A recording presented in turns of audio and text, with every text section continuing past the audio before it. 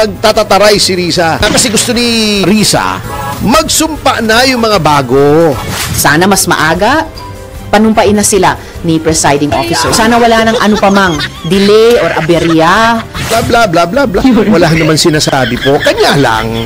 Hindi pa nagko-convene. Di mag-convene ka mag-isa kung gusto mo. Magbotohan ka mag-isa mo. Iboto mo sarili mo.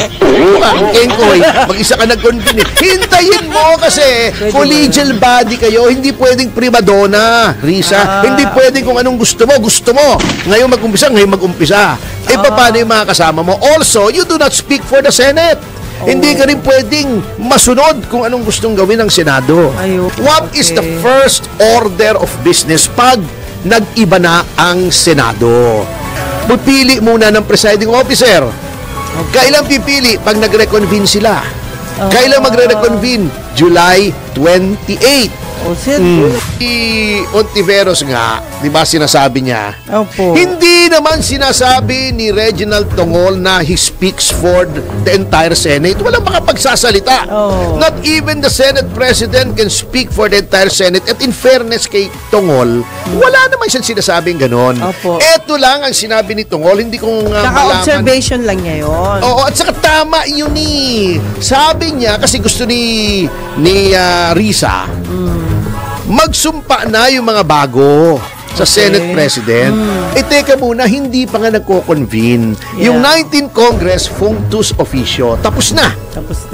Wala na yun, 20th na. Nasaan ang Senado? The Senate can only act collegially.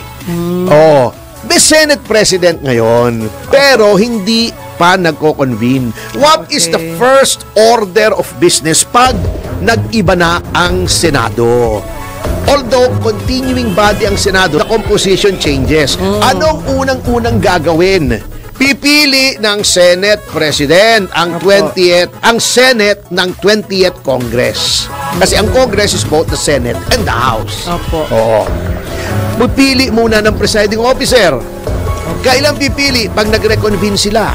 Kailan magre-reconvene? July 28. July 28 na pala eh. Magko-convene.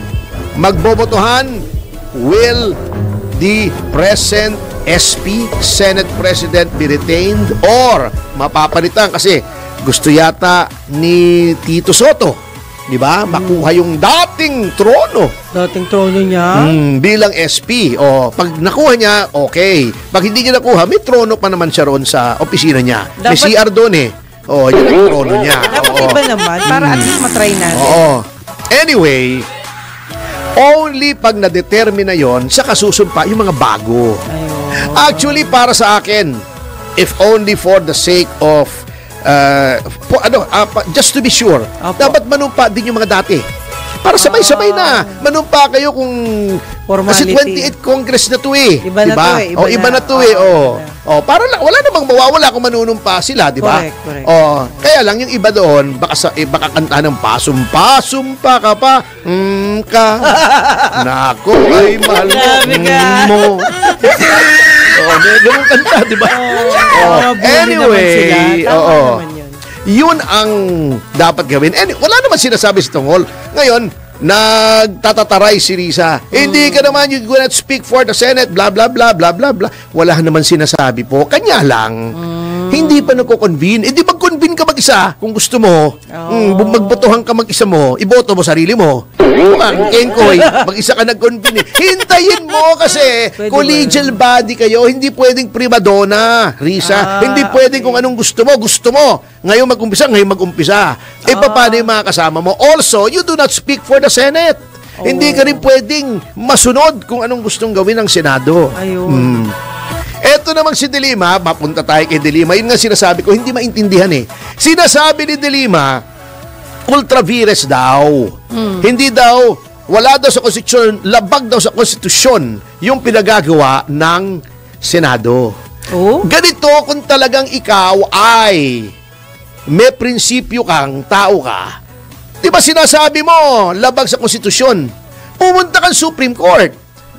Di ba? Testingin mo yung iyang theory. Kaya lang, natatakot siyang pumunta sa Supreme Court. Bakit?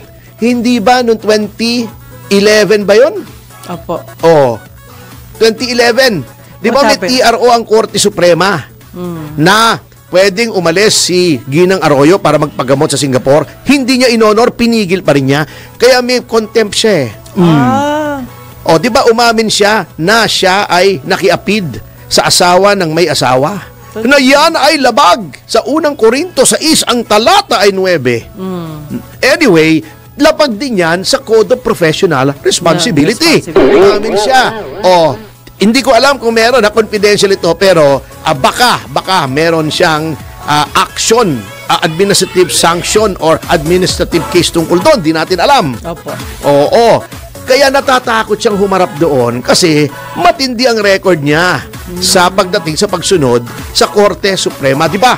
Yung whole departure order, labag din sa konstitusyon. Bakit niya ginawa? Kami, nagdemanda kami sa Supreme Court. Sinabi namin, yung HDO na inisyu niya bilang Secretary of Justice, unconstitutional. Nanalo kami. Ganun ang gawin mo. Tingin mo unconstitutional, pumunta ka sa Supreme Court, you should have the courage of your convictions. Ngayon, kung hindi mo kaya, shut up ka na lang, Laila. Anong panginangawa mo? Ayaw mo naman testingin eh. Hindi sa media. Para kang lalaki hamon ng hamon nung ayaw namang kumasa. O, para kang si Nery Colmenares eh. Pareho nga talaga kayo. Grabe. Oo. Talaga naman, oo. Ewan ko ba? Pero attorney, di ba bagong Pilipinas ngayon? Ano daw, nagtanong lang ha? Bagoong Ano Pilipinas. daw po ang Mabaho bago eh. sa Pilipinas ngayon? Alin? Sa iyong palagay. May bago bang nakita ka? Marami, ang daming. Everything. Marami. Oh. Ang daming mga congressmen, bago yung mga sasakyan nila. Bago lang. Bago yung mga bahay nila. O bago yung mga nobya nila. Bagong Pilipinas talaga. Bago yung mga damit nila. Di ba si Auntie Claire, every time nag-impress ko, bago ng bago. Ano tawag doon? Patadyong ba yun? Yung mega Maria Clara, ano tawag doon? Maria Clara, siguro kasi Claire siya eh. Di ba Claire? Claire. Di ba nung tinatanong siya, 4,000 na daw na barangay ang drug-free. Tinanong sa kanya, ano-ano yung mga barangay doon? Malay ko ba? Ala? Hindi, nandiyan na sa YouTube, hanapin mo. Sinabi So, sabi niya, talaga. may napagawa ng mga rehabilitation centers para sa mga drugs, sa mga drug addicts. Tinanong siya, Saan? ano-ano ho yung mga address? Hindi ko alam. Sinabi niya yun talaga? Oo, hindi, hanapin mo. Swear. Grabe. I-fact check mo ko. Oo, sige. Kasi naman kayo, mga reporter, yung mga kapatid ko sa media, kayo naman ang sasama ng ugali nyo. Bakit? Sinabi na nga sa inyo kung ilan, gusto nyo pang malaman kung saan. Pampira kayo, naman naman klaseng mga tao kayo. Dapat maghanap kayo. Masyado kayong matanong eh. Ha? So, huwag na kayo magtatanong, lalo na pagka si Auntie Claire. Oo na lang ng oo, tango na lang kayo ng tango. O, di ba? Wow, 4,000. O, gano'n na lang kayo. Alam mo ba, sir, yung nangyari kay Net25? Eden Santos. Oo. Nagalit sa kanya. O bakit? Yung Malacanang press corps. Ewan ko. Bakit magagalit sa kanyang Malacanang press corps? Hindi ba papel ng press na magtanong? Kaso nga yung tanong niya parang hindi nagustuhan. Bakit hindi magugustuhan? Anong hindi maganda sa tanong? Sinasabi mo, meron. Pina-fact check kita. O, di ba? Ayun. Parang yun, sabi na, 36,000 na pinatay, EJK. Amin na pangalan. Ganon yun eh. Hindi pwedeng, basta nasabihin ko na lang, di ba? O, sabihin ko, ako Mr. Sex Appeal ako. Apat na po ang naging girlfriend ko. O, anong pangalan? O, hindi pwedeng ganun wala, hindi ko alam. Pwede ba yun? Nakakaalam Oo, nun. pwede yun mga kasama. Pwede- Pag ikaw ay nag-claim ng something, ikaw ay public official, binibigay mo sa press, be ready for questions. Hindi dapat magalit sa kanya. Yun. Baka si Claire lang nagalit sa kanya, hindi maaari magalit yung mga kapatid natin sa hanap buhay sa isang reporter na ginagawa lamang ang kanyang trabaho. Anong gusto nyo? Walang tanong. Ayun lang. Wag na lang kayo mag-press briefing, i-email nyo na lang. Yung mga gusto nyo yung mga gusto nyo sabihin, di ba? Walang kakwenta-kwenta. Ay, nako. Anyway,